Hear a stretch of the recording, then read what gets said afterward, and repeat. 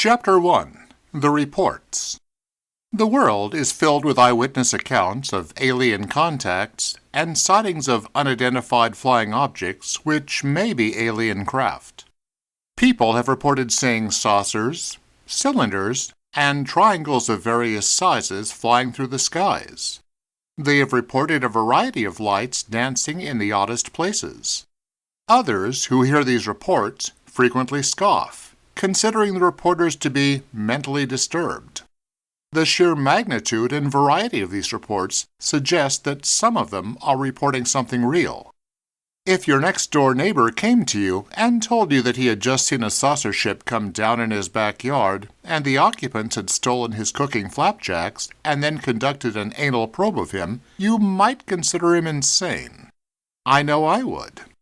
When hundreds, thousands, and millions of groups and individuals separated from each other by geography, culture, and personality all report the same things, you might take them more seriously.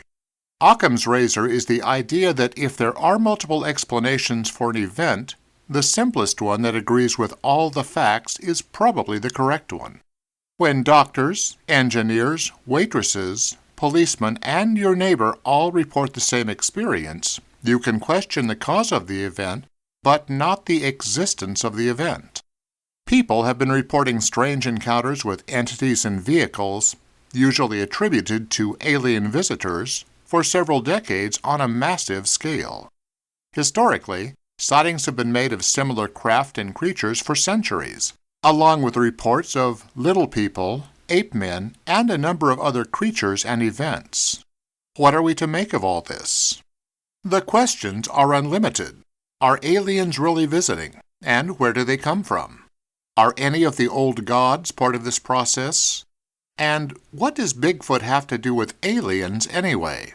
Why are there so many kinds of aliens reported? And why are none of them giant, intelligent clams or octopoids?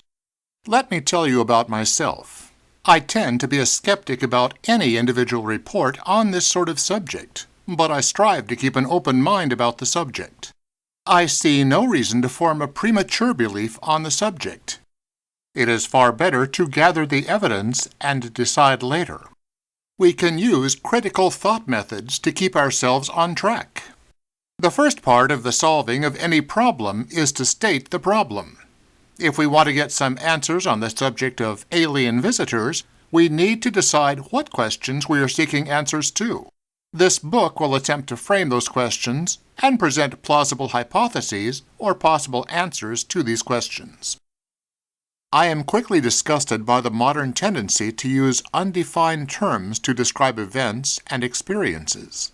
This leads the seeker to make unconscious assumptions, which are unlikely to be correct and which will leave huge gaps in their logical arguments.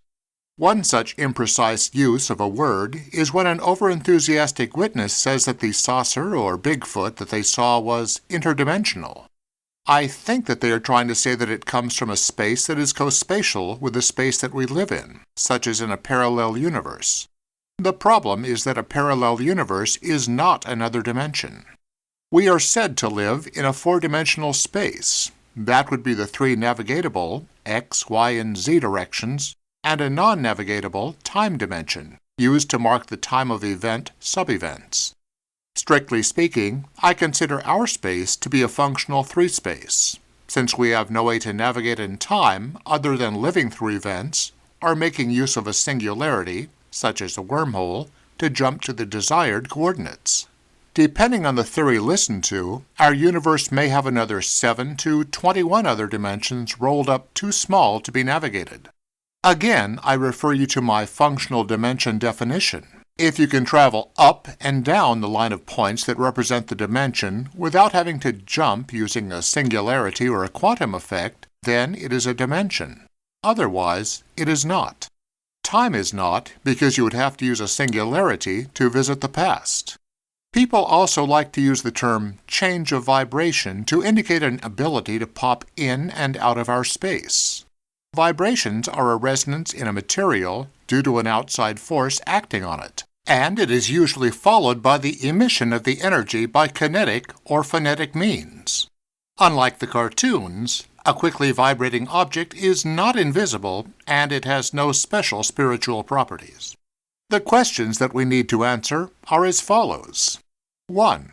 What are these UFOs and where do they come from? 2.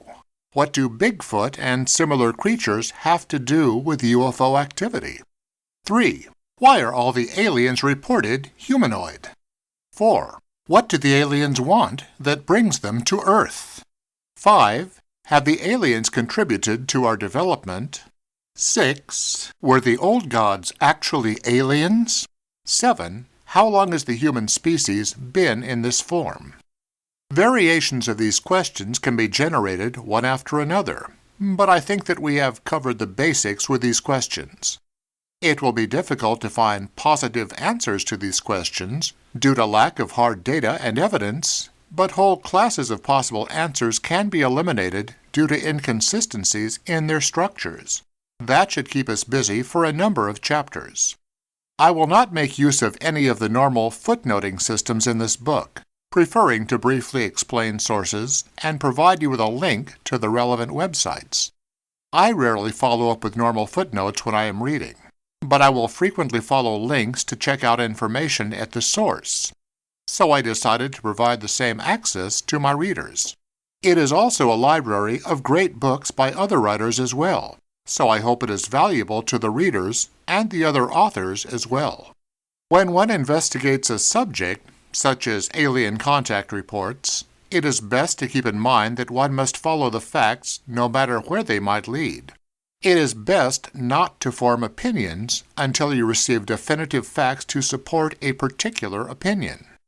As I mentioned before, there have been literally millions of reports of alien contacts made from all parts of the world, from a very diverse group of experiencers.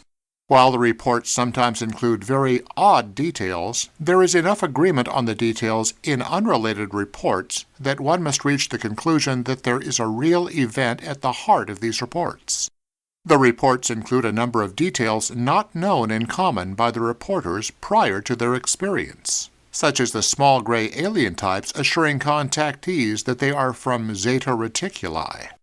It is possible that the grays are the universe's worst drivers, being the source of the bulk of the Earth's collection of crashed saucers.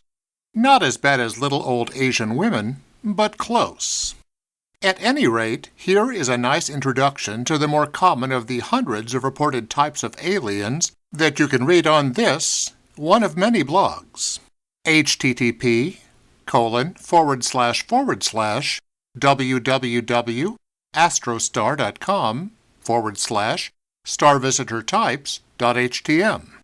One question that may be even more important to us than the one about alien visitors is this one.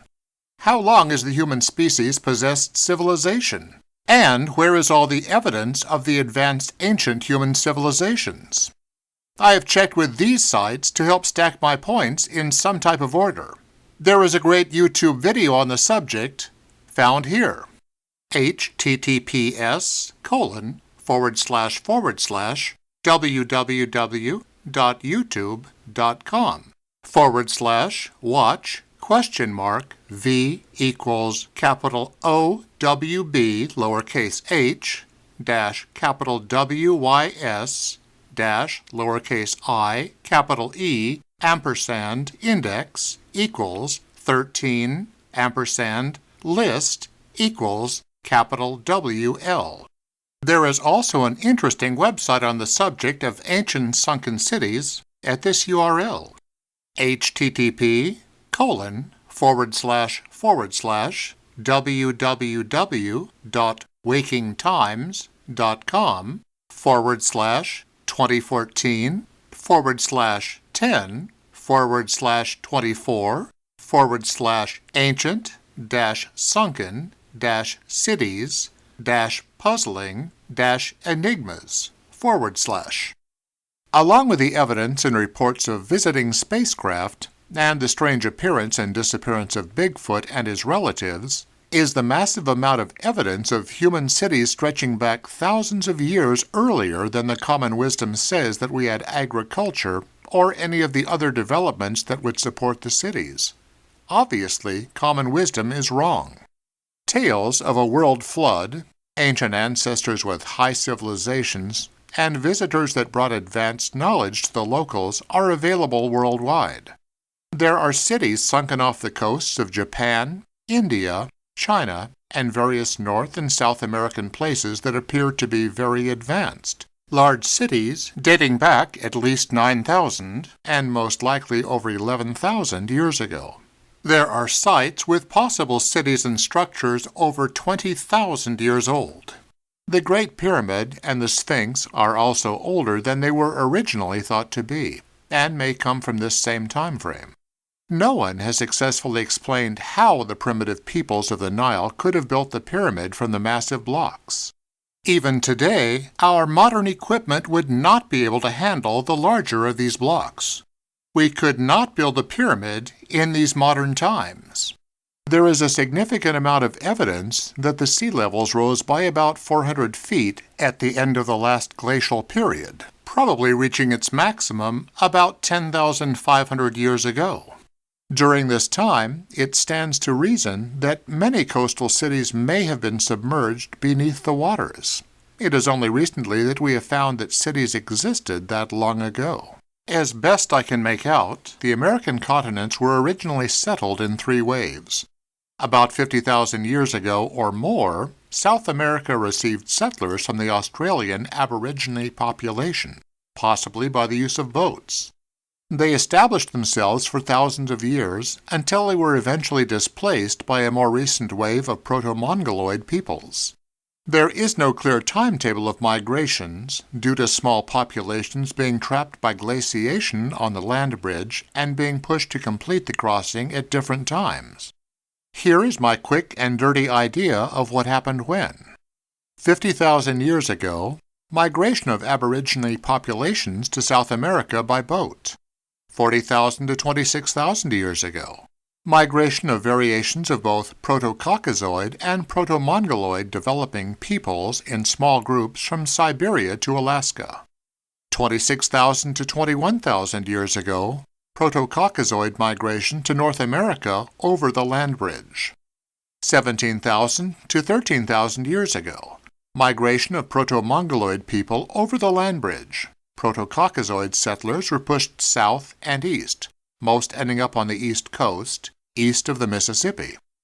This sequence of events will probably always be controversial, and there is probably no evidence strong enough to convince everyone, but this is what the data suggests to me.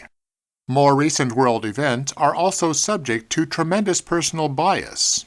Let me give you an example.